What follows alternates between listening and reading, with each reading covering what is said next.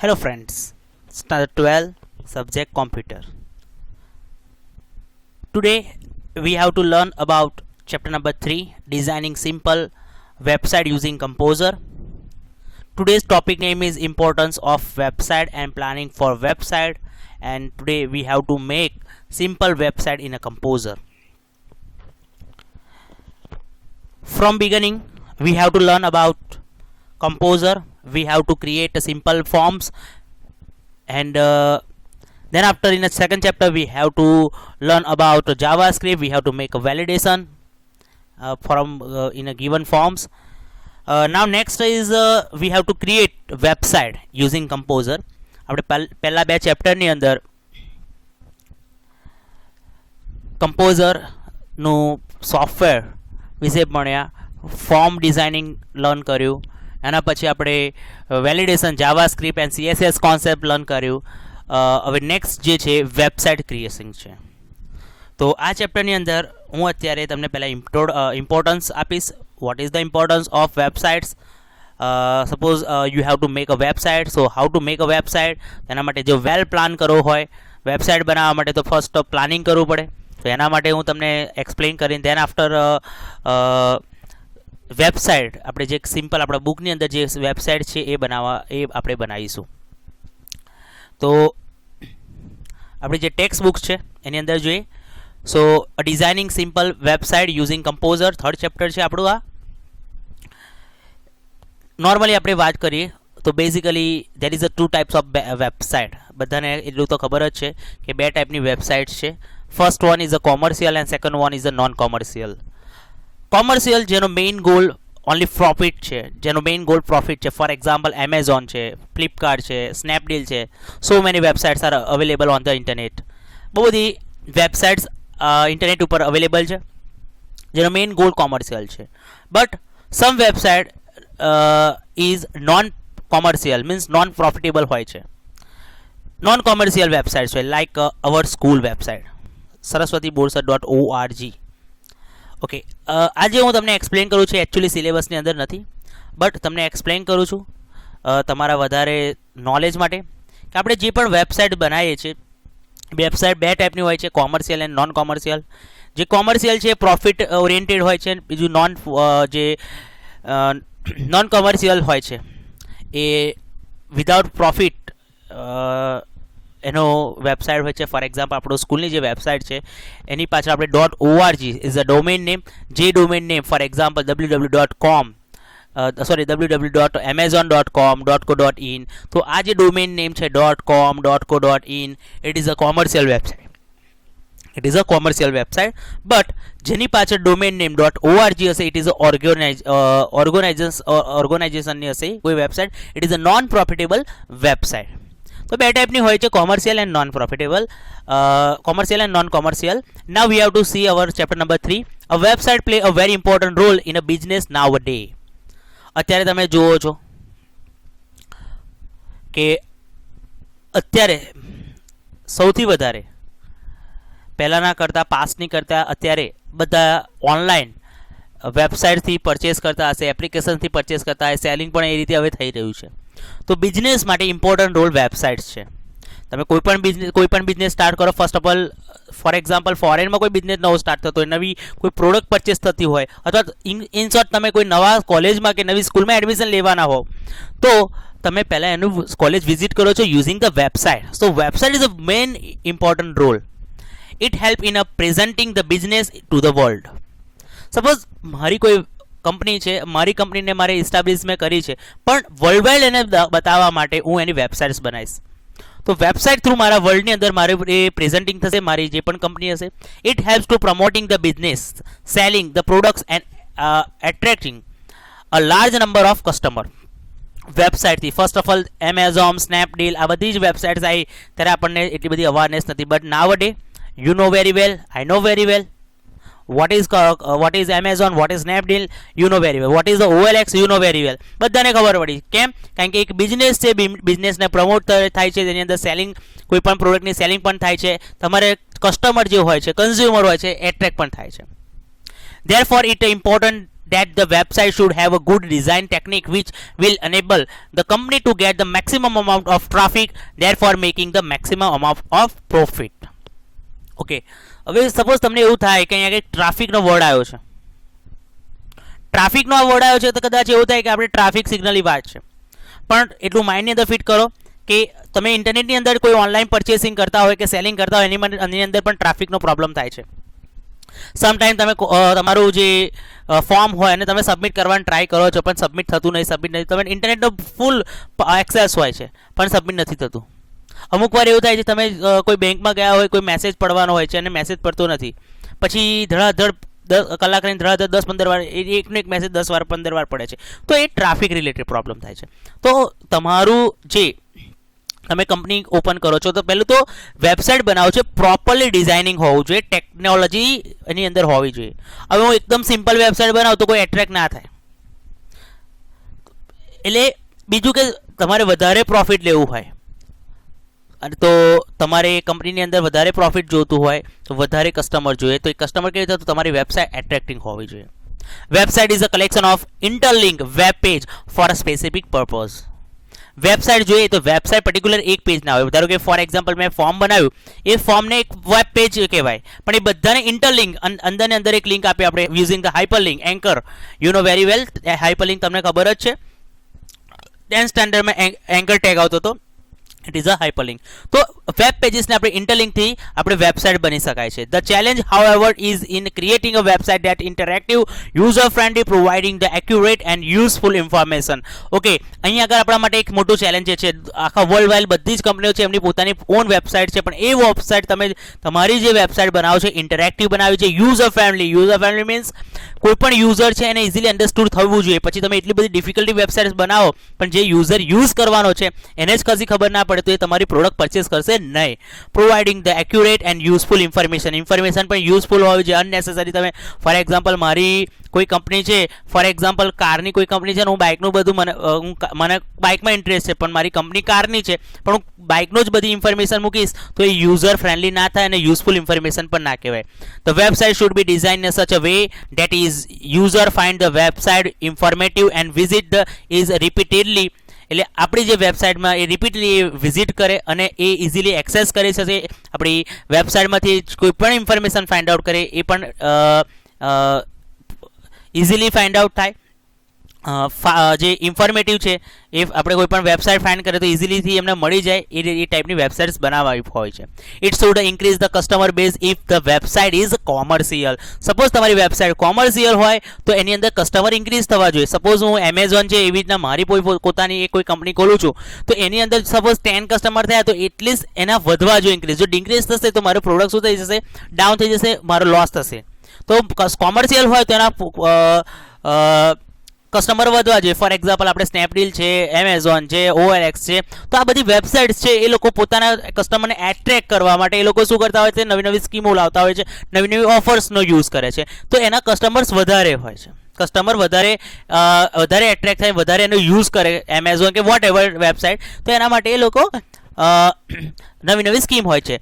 This objective can be achieved is appropriate care in taken at the time of website designing. The chapter discuss the general point to be considered while the planning of website. We will create a website using Composer and publish it on internet.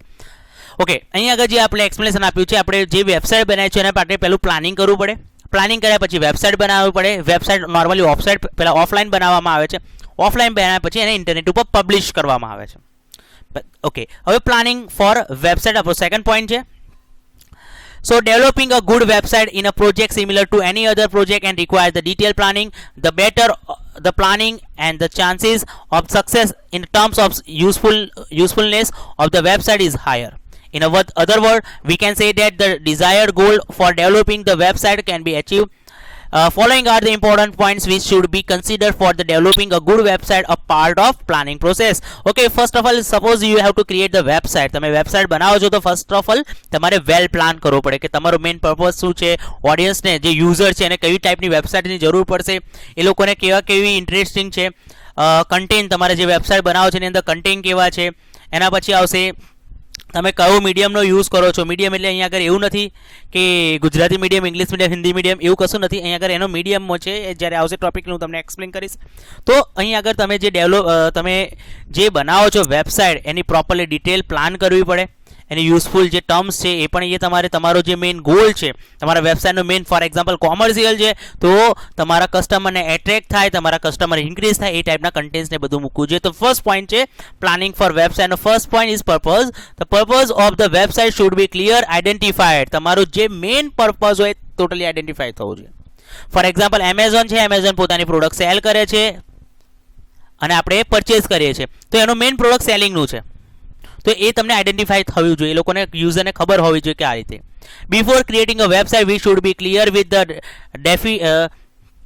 Definition and goal of the website. તમે કોઈ પણ website બનાવો તો પહેલો તમારો એનો goal હોવો જોઈએ.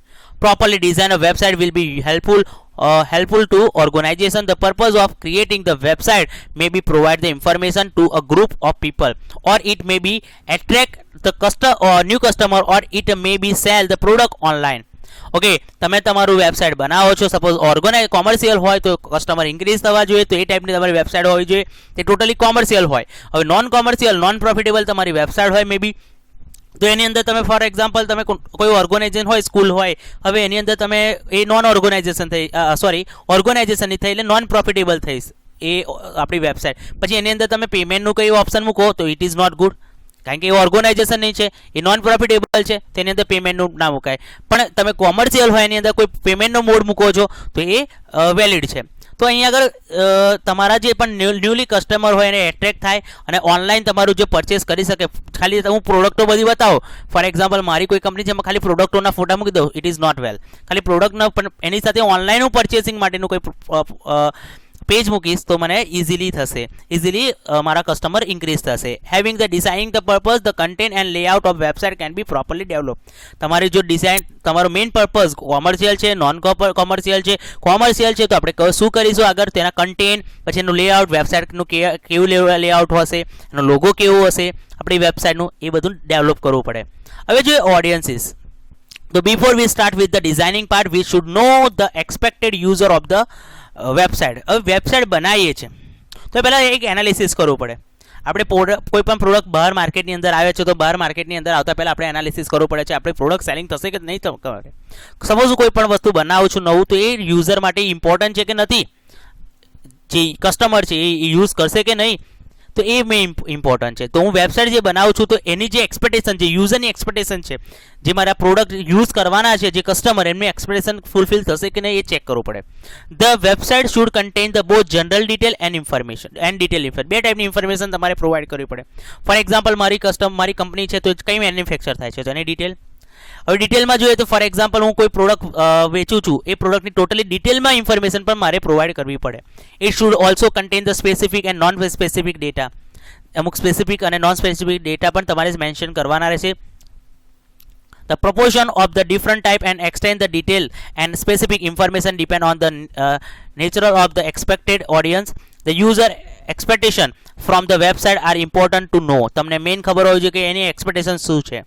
It help the develop the appropriate content. એ તમને તમારા લેઆઉટ, વેબસાઇટની લેઆઉટ અને તમારા કન્ટેન્ટમાં બહુ યુઝફુલ થશે. હવે એમને જે એક્સપેક્ટેશન હોય ને એ જ વસ્તુ તમે જો બનાવતા હોય, યુઝરની એક્સપેક્ટેશન હોય કે ઇઝીલી મારે પેમેન્ટ થઈ જાય, ઇઝીલી મારે પરચેસ થાય, તો તમે એ ટાઈપની તમે બનાવો વેબસાઇટ તો તમને વધારે યુઝફુલ રહે અને એ લોકો માટે પણ યુઝફુલ રહે. This also ensure that the website useful and successfully. એ નક્કી હોવું જોઈએ કે તમારી યુઝફુલ થાય અને સક્સેસફુલી વેબસાઇટ બને. પછી આપણે એવી રીતના વેબસાઇટ બનાવીને મૂકી દઈએ કે યુઝફુલ જ ના થાય તો એ મિનિંગલેસ કહેવું.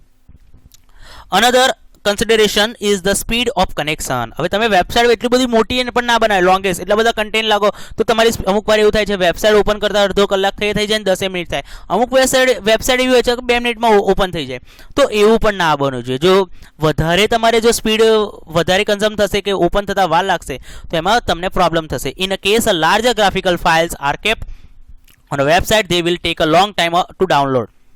તમારા વેબસાઇટમાં તમે એટલા બધા કન્ટેન્ટ્સ મૂકશો, સપોઝ ડાઉનલોડનું મૂકશો બધી, તો તમારા ડાઉનલોડ કરો, કોઈ પણ યુઝરને કશું વસ્તુ ડાઉનલોડ કરવું હશે તમારા વેબસાઇટ પર તો એ થોડોક ટાઈમ લેશે. The user will become a impatient while waiting for large file and leave the seat. તમે વેબસાઇટ બનાવો છો એની ઉપર બધું તમે ડાઉનલોડનું ઓપ્શન મૂક્યું છે, બધા મટીરિયલ્સ મૂક્યા છે. સપોઝ તમે બ્લોગ બનાવો છો તમારો, તો એની અંદર તમે બધું મૂક્યું છે. પણ એટલી બધી લાર્જર અમાઉન્ટની તમે ફાઇલ્સ જો મૂકશો અને ડાઉનલોડ કરશો અને સ્પીડ એમાં તમે લોઅર હશે તો એ કંટાળીને એ વેબસાઇટ તમારી ક્લોઝ કરશે. It is desirable that the website should contain the minimal required graphics and multimedia files. બને ત્યાં સુધી આપણે ઓછું જેટલી રિક્વાયરમેન્ટ એટલા ગ્રાફિક્સ મૂકવાના અને મલ્ટીમીડિયાની ફાઇલ્સ મૂકવાની. મલ્ટીમીડિયા એટલે આપણે એનિમેશન ટાઈપની ફાઇલ્સ મૂકી શકાય છે, જેથી કરીને યુઝરને એટ્રેક્ટ કરે. કન્ટેનની વાત કરીએ. Now third point is content. તો the website must contain complete and relevant information. હવે જે વેબસાઇટ આપણે બનાવે છે એના રિલેટિવ ઇન્ફોર્મેશન જોઈએ. ઇરરિલેવન્ટ જો હશે તો કોઈ યુઝ નહીં કરે અને એ તમારી વેબસાઇટથી લીવ થઈ જશે. Excessive use of irrelative information can cause frustration to the user as they are unable to seek and the specific data. એટલે એને ઇરિલેવન્ટ ઇન્ફોર્મેશન પણ ના થાય, ફ્રસ્ટ્રેશન એટલે કંટાળો એ લોકોને આવે. જો તમારે જો વેબસાઇટ હોય, સપોઝ આપણી જ વાત કરીએ, આપણને જે ઇન્ફોર્મેશન જોતી હોય તો કોઈકની વેબસાઇટ ઉપર જઈને આપણે વાંચતા હોય, પણ એની અંદર ઇરિલેવન્ટ ઇન્ફોર્મેશન હશે તો આપણે એ વેબસાઇટને લીવ કરી દઈશું. Also the information provided is incomplete, the user can leave the website. જો તમે ઇન્ફોર્મેશન મૂકો છો પણ એ પણ ઇનકમ્પ્લીટ હશે તો પણ યુઝર્સ લીવ કરી શકે છે. Placing the appropriate and relevant content will satisfied user sustain their interest in the website. જો તમે એના જે પણ વેબસાઇટ બનાવો છો એના રિલેટેડ ઇન્ફોર્મેશન તમે મૂકશો તો એ ઇઝીલી રીડ કરશે અને ઇઝીલી તમારું વેબસાઇટનો યુઝ પણ કરશે. બીજું કે બે ટાઈપની વેબસાઇટની અંદર કન્ટેન્ટ ટુ ટાઈપના ક્લાસિફાય કરેલા હોવા જોઈએ. એક જનરલ અને ડિટેલ. જનરલમાં પણ જે બેઝિક ડેટા હોય એ પણ હોવો જોઈએ, પ્લસ એઝ વેલ એઝ તમારા ડિટેલમાં પણ હોવું જોઈએ. General contents provide the overview of the site, organisation, product and service. જનરલની અંદર તમારા જે ઓવરવ્યૂ બધું હોય તમારી પ્રોડક્ટનું એને તમારે આપવાનું હોય છે. It direct to appropriate specific data and inform about the available item to the at the site. અને તમે જે જનરલ ઇન્ફોર્મેશન છે ત્યાંથી ડાયરેક્ટ તમે ડિટેલની ઇન્ફોર્મેશનમાં પણ જઈ શકો છો, એવી પણ ઇન્ફોર્મેશન આપવી પડે.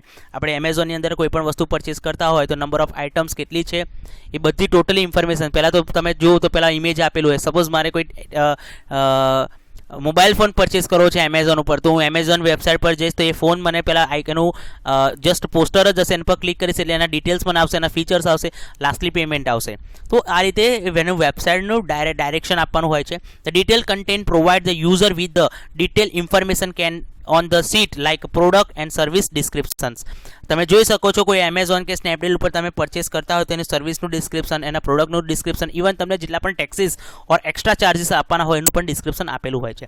તો આ ટોટલી તમારું ડિસ્ક્રિપ્શન એનું હોવું જોઈએ. The layout of website must ensure easy access to the detailed information and specific information they seek. Text graphical should be always be kept and reasonable length.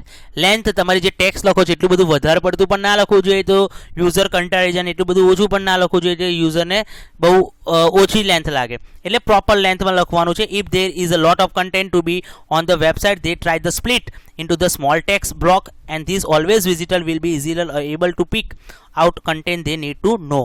એટલે જો લાંબા કન્ટેન્ટ હોય તો એને બ્લોક વાઇઝ એટલે છૂટા પાડીને આપણે અલગ અલગ સેન્ટેન્સમાં એને એ રીતે સેટ કરીએ જેથી કરીને જે પણ યુઝર હોય એ પ્રોપરલી એનો યુઝ પણ કરી શકે. The navigation in the website should be also be made as easy as possible.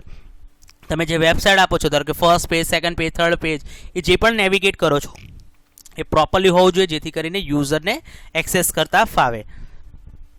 Moving from one page to another page should be easy so that user know where he is and how to go back to a home. એટલે તમે main page પરથી બીજા page ઉપર જાય છે, બીજા page પછી third page first page ઉપર જવું હોય તો એવી રીતના રીડાયરેક્શન આપવું જોઈએ અથવા નેવિગેટ કરવું જોઈએ જેથી એને આઈડિયા આવે કયા પેજ ઉપર છે.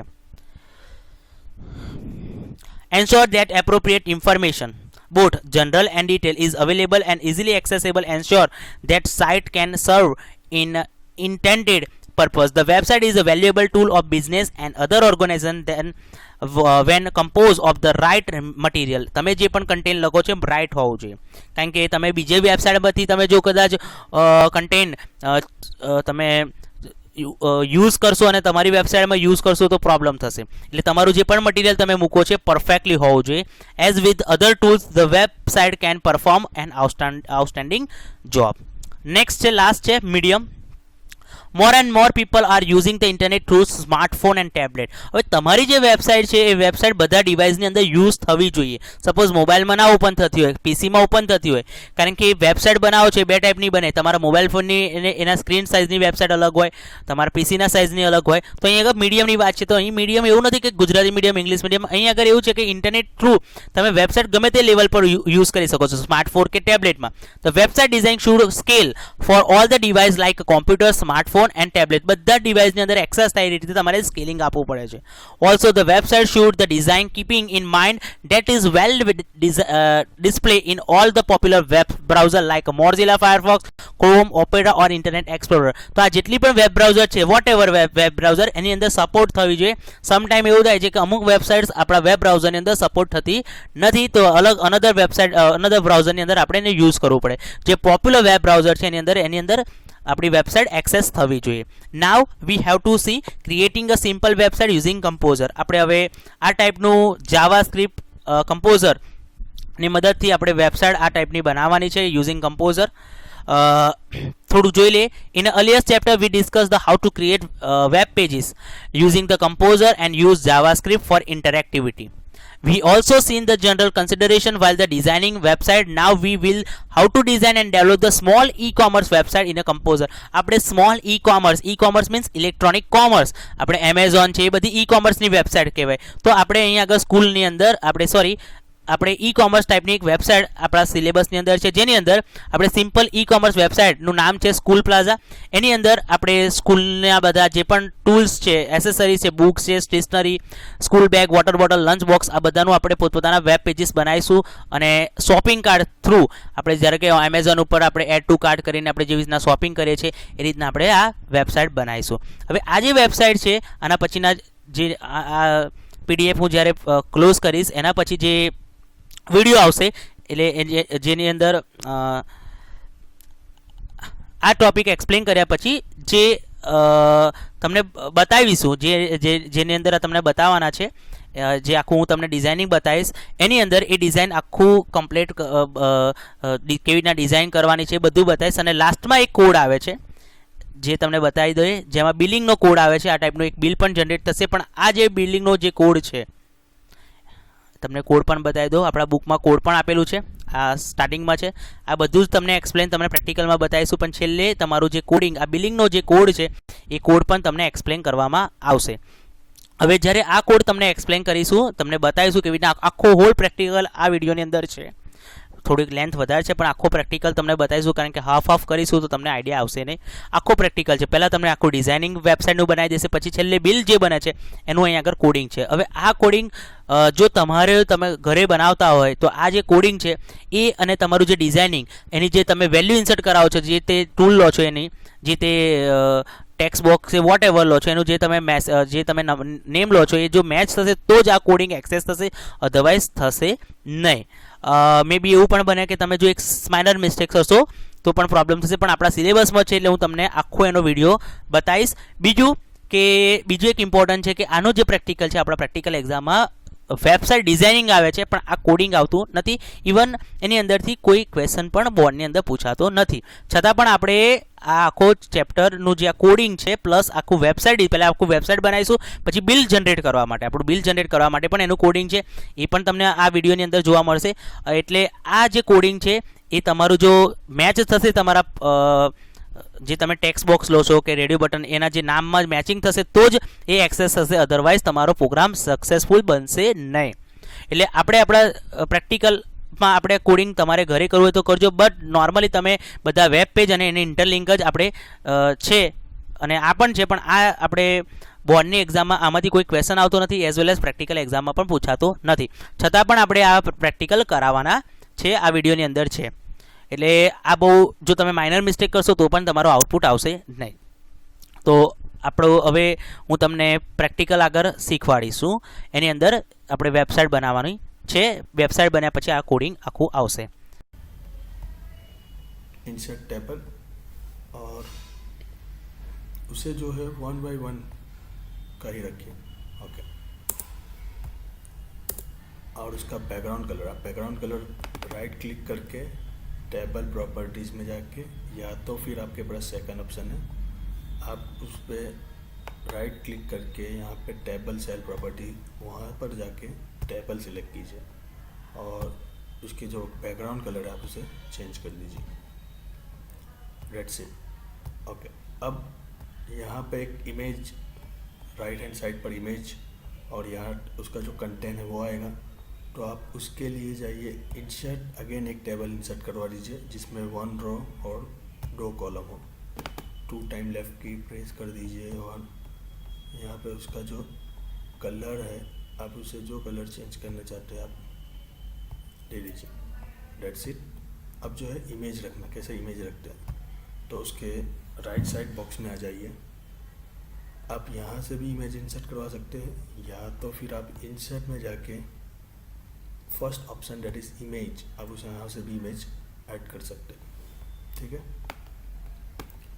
यहाँ पे मैंने इमेज सिलेक्ट कर दी, मान लीजिए ये वाली image. Okay, don't use alternate text, और उसकी डायमेंशंस में आ जाइए। यहाँ पे आप कीजिए कस्टम साइज, और उसका कस्टम विड्थ 25 पिक्सल, और यहाँ पे परसेंटेज कर दीजिए, और उसकी जो हाइट उसे 100% में सेट कर दीजिए। आप उसे मैन्युअली भी रिसाइज कर सकते हैं। That's it. ओके, अब जो इमेज है उसे हमें राइट साइड पे डिस्प्ले करवाना है, तो यहाँ पे अलोकेशन उसका अलाइन राइट कर दीजिए। ओके, अब जो ये सेकंड वाला उसका जो टेबल की विड्थ है उसे मैन्युअली आप ऐसे लो कर दीजिए, और इमेज को अगेन फिट करवा दीजिए।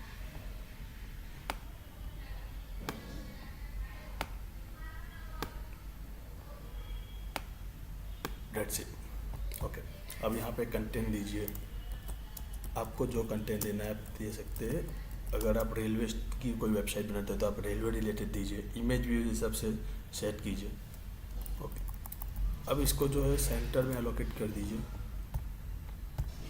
और उसके फ़ॉन्ट बिग करने के लिए यहाँ पे डेट्स इट ना, नीचे थोड़ा डिस्क्रिप्शन दे दीजिए कि भाई school plaza is all product related to school. आप ऐसे कोई भी डिस्क्रिप्शन दे सकते हैं, आपको जो सुटेबल डिस्क्रिप्शन देना है आप दे सकते हैं। नाउ अगेन एक टेबल ऐड कीजिए जिसमें 2 रो और 2 कॉलम हो। ओके, अगेन इसका भी बैकग्राउंड कलर चेंज कर दीजिए, आप टेबल सिलेक्ट कीजिए और बैकग्राउंड कलर आपको जो लेना है आप सुटेबल कलर दे सकते हैं। ओके, नाउ यहाँ पे मुझे एक मेनू बनाना, ऊपर मुझे एक हेडिंग देना है कैटेगरी, तो आप कैटेगरीज नाम का एक हेडिंग दे दीजिए, और यहाँ तो आप यहाँ पे हेडिंग दे दीजिए न्यू प्रोडक्ट्स, और सेकंड वाले टेबल को आप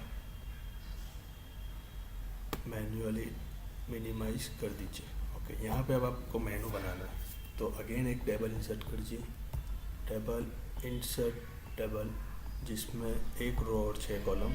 ओके, पहले हम डिफाइन करते हैं यहाँ पे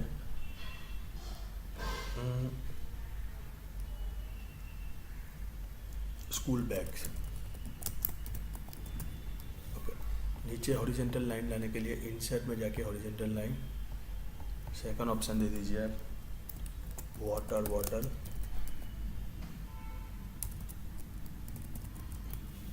अगेन उसको हॉरिजॉन्टल लाइन इंसर्ट में जाके थर्ड ऑप्शन आप दे दीजिए lunch box,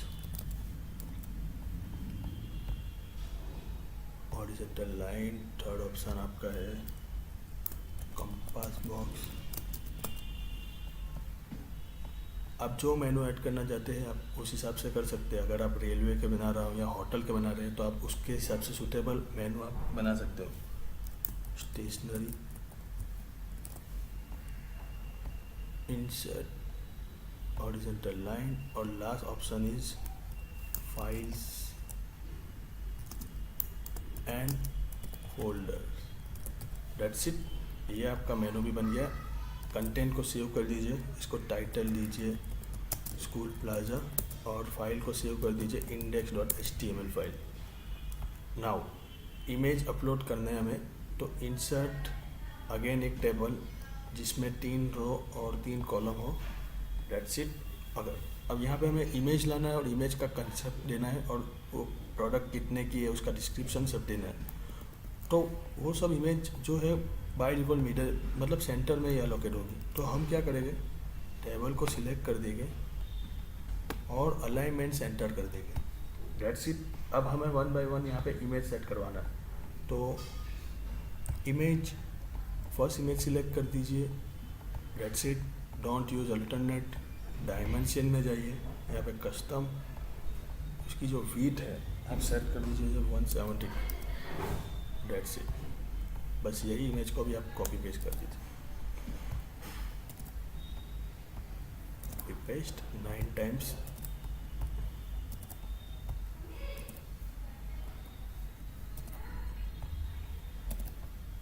that's it. Okay, अब 1 की जगह पे आप सेकंड इमेज दे दीजिए।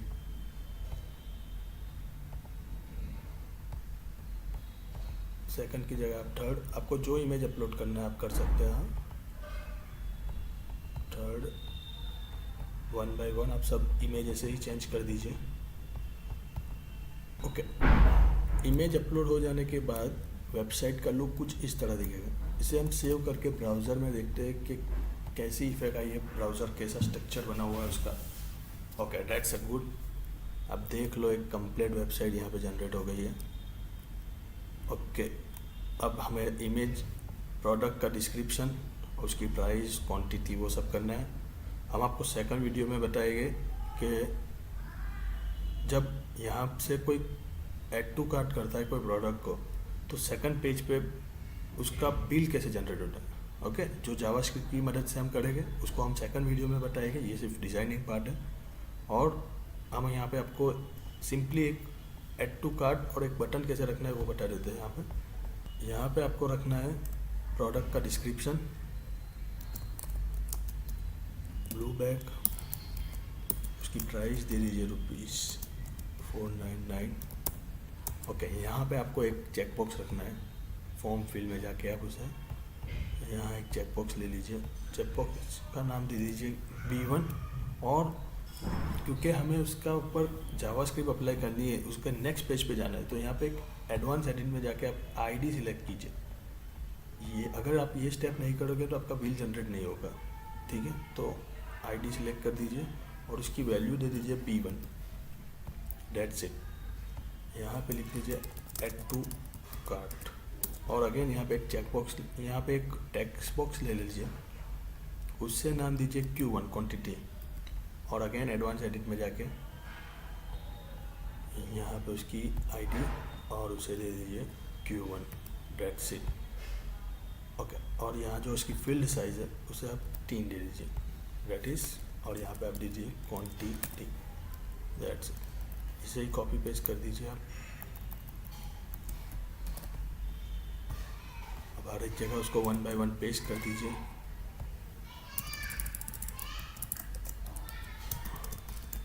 बैक प्राइस अपडेट कर दीजिए इसकी। और B1 की जगह पे यहाँ पे सोर्स में आके उसको Q1 कर दीजिए, B2 कर दीजिए सॉरी। और Q2 सेम इसी तरह हमें 1 बाय 1 हर एक को कॉपी पेस्ट करके डिस्क्रिप्शन देके उसकी वैल्यू हमें चेंज कर देनी है। हर एक जगह पे डिस्क्रिप्शन दे जाने के बाद हमारी वेबसाइट अब कुछ इस तरह दिखेगी। रिफ्रेश कीजिए आप। That's it. आप देख सकते हो आप वेबसाइट का लुक वेरी गुड। और अब आप नेक्स्ट वीडियो में हम देखेंगे कि उसे अब जावास्क्रिप्ट की मदद से हम बिल कैसे जनरेट करेंगे। और एक हम चीज़ बता देते हैं कि जब वाटर बॉटल पर क्लिक करें तो वाटर बॉटल का पेज ओपन होना चाहिए, जिसे हम कहते हैं लिंक और रिडायरेक्शन। तो उसे भी हम कैसे कर सकते हैं, तो पहले एक पेज और बनाना होगा हमें। तो एक काम कीजिए, आप इसी पेज को कॉपी कर दीजिए, उसका नाम चेंज कर दीजिए water.html। तो आप देखिए कंपोज़र में आ जाइए, मेनू में सिलेक्ट कर दीजिए आप वाटर बॉटल वाले कंटेंट को, और लिंक में आइए। जिस पेज पे आप रिडायरेक्ट करना है वो आप कर सकते हो। यहाँ पे हम भेज रहे हैं वाटर वाले पेज पे। That's it. आप इसे सेव कीजिए, पेज को रिफ्रेश कीजिए, आप देख लीजिए यहाँ पे हमारी लिंक आ गई।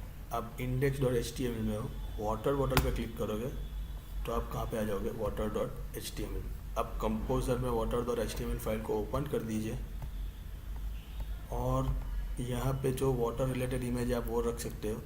और ये अगेन आपको स्कूल बैग पे आना है, तो अगेन स्कूल बैग को सिलेक्ट कीजिए, लिंक दे दीजिए और उसको दे दीजिए index.html फाइल। ऐसे आप हर एक पेज से रिडायरेक्ट हो सकते हो one location to another location. Part of composer website. आपको कुछ कमेंट हो, सजेशन हो, आप हमें कमेंट के जरिए बता सकते हो। Thank you for watching my video.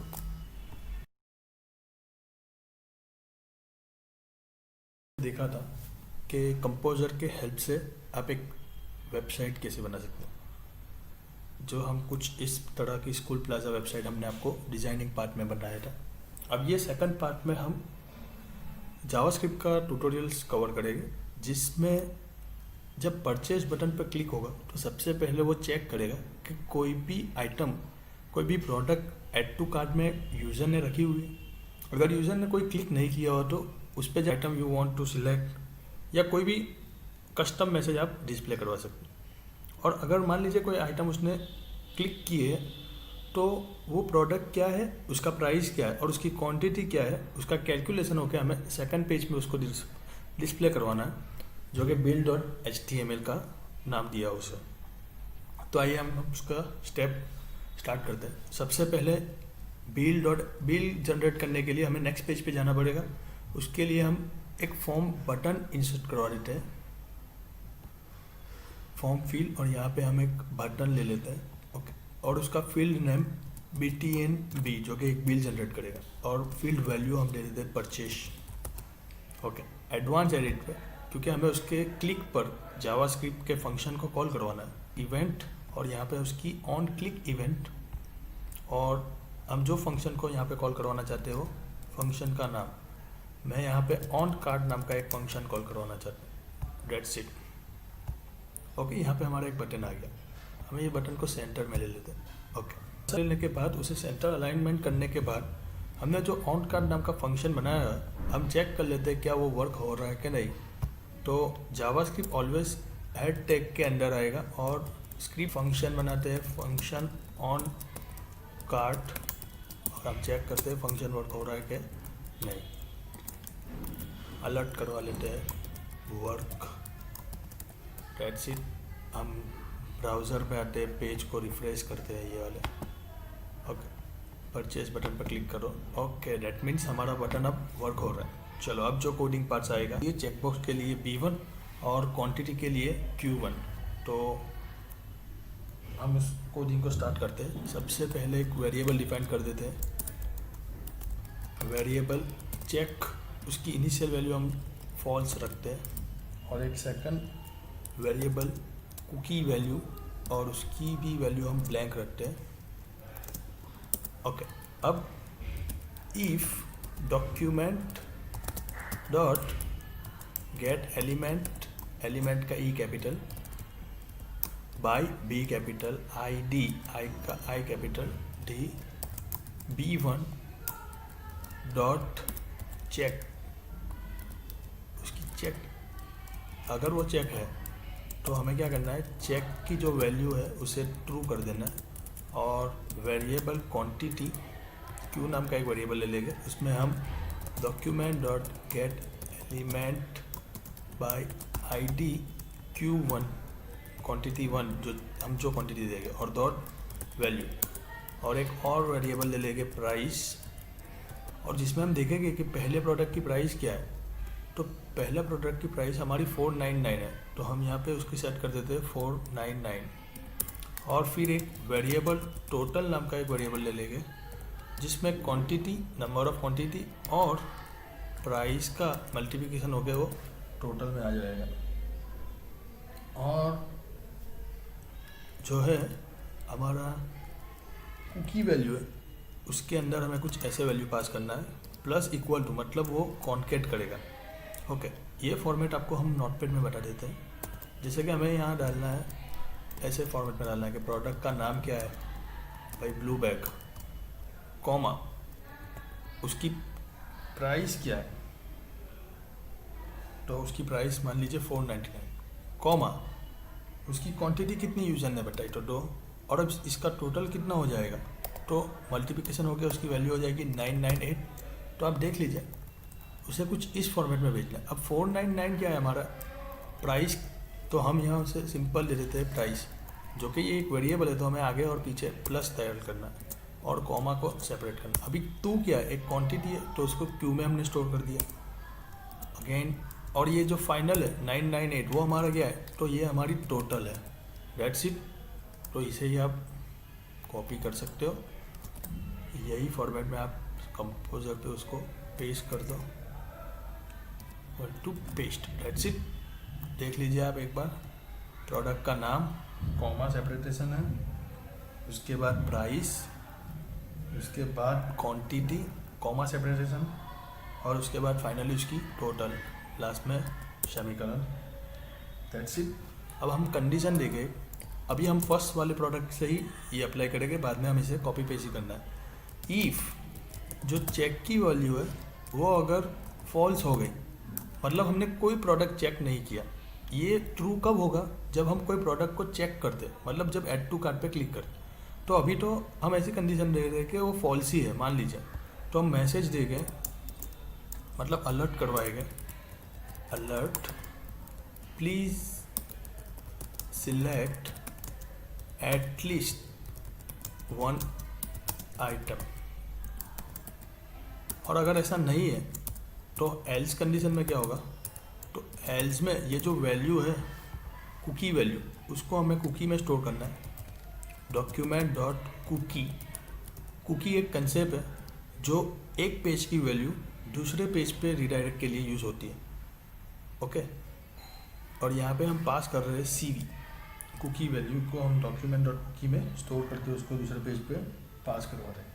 और सेकंड पेज ओपन करवाने के लिए विंडो डॉट लोकेशन और सेकंड पेज का नाम build dot HTML, that's it.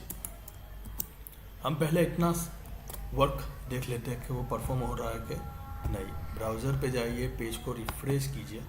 Okay, अभी कोई भी प्रोडक्ट को सिलेक्ट मत कीजिए, अब परचेस बटन पर क्लिक कीजिए। ओके, देखिए please select at least one item, क्योंकि अभी आपने कोई आइटम सिलेक्ट नहीं की। मान लीजिए कि अब मैं ब्लू बैग को सिलेक्ट कर रहा हूँ और क्वांटिटी दे रहा हूँ 3, और अब मैं जब परचेस बटन पे क्लिक करूँगा, ओके यहाँ पे आप देख लीजिए build.html पे वो रीडायरेक्ट हो गया। दैट मीन्स मेरी एप्लीकेशन और मेरा जावास्क्रिप्ट परफेक्टली रन हो रहा है। चलो अब मैं एक नई फाइल बना दूँगा जिसकी सोर्स में आ जाइए, जिसके बॉडी ऑन लोड पे एक फंक्शन कॉल कराएंगे माई फंक। अभी ये फंक्शन को हम स्क्रिप्ट टैग पे ही कॉल करवाएंगे, स्क्रिप्ट टैग। ओके, फंक्शन का स्पेलिंग चेक कर दिया ऐसे, फंक्शन माई फन। और यहाँ पे क्या होना चाहिए, तो जो फर्स्ट पेज पे हमने प्रोडक्ट सिलेक्ट की थी, यहाँ पे उसका डिस्क्रिप्शन आना चाहिए, ठीक है। तो उसके लिए आपको क्या करना होगा, सबसे पहले तो जो कुकी की वैल्यू ली थी ना आपने, उसको यहाँ लेना होगा, वेरिएबल कुकी एरे, एक एरे बनाया हुआ है, और न्यू एरे फिर करना है आपको, cookie array is equal to document dot cookie dot split, cookie को स्प्लिट करा हुआ है कॉलन से, double quote colon double quote over semicolon. Okay, अब हम एक लूप चलवा रहे हैं, i is equal to 1, i less than cookie array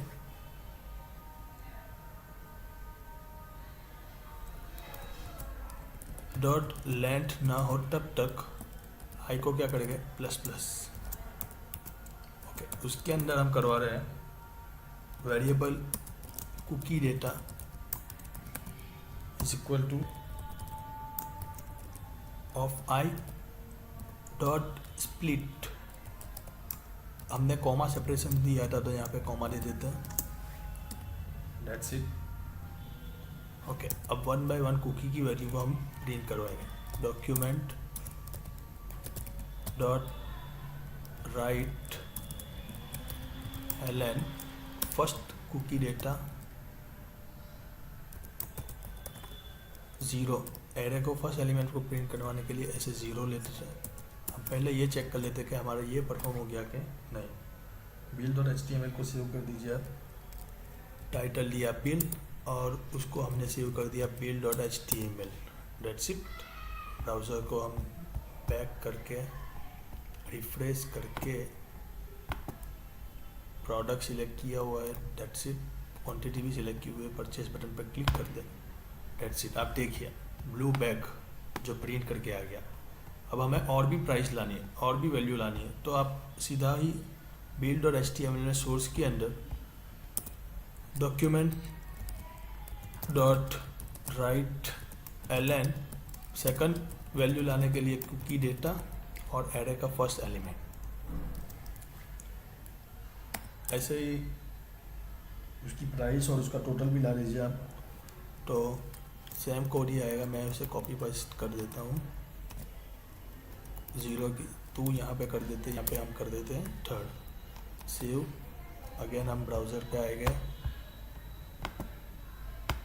अब देख लीजिए ब्लू बैग 499 उसकी प्रोडक्ट, उसकी प्राइस 3 क्वांटिटी में हमने उसने ले लिया और उसका जो कैलकुलेशन है वो इजीली आ गया। बस आपको हर एक Q1 Q2 Q3 B1 B2 हर एक के लिए अब आपको सिर्फ क्या करना है, ये वाले कोड को ही कॉपी पेस्ट कर देना है। यहाँ से लेकर यहाँ तक उसको कॉपी कीजिए, यहाँ पे उसको पेस्ट कर दीजिए। B1 की जगह पे रिप्लेस करके आप इसे B2 कीजिए, Q1 को रिप्लेस करके Q2 कर दीजिए और उसकी प्राइस सेकंड प्रोडक्ट की प्राइस क्या है आप उस हिसाब से उसको सेट कर दीजिए।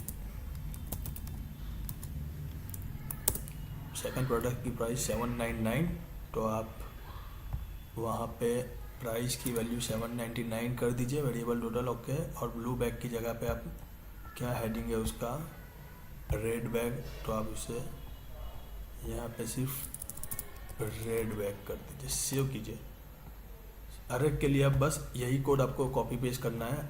रिफ्रेश करके आप देख लीजिए कि मैं अब प्रोडक्ट ये सिलेक्ट कर रहा हूँ और उसकी क्वांटिटी 2 दे रहा हूँ, और जब सबमिट बटन पर क्लिक करूँगा, हाँ आप देख लीजिए रेड बैग 7992 और 1598। ओके, अब मैं 2 प्रोडक्ट को सिलेक्ट करता हूँ, तब क्या होगा, तो इसको भी सिलेक्ट किया मैंने, उसकी क्वांटिटी दो, और इसको भी सिलेक्ट किया, इसकी क्वांटिटी दी थी 1।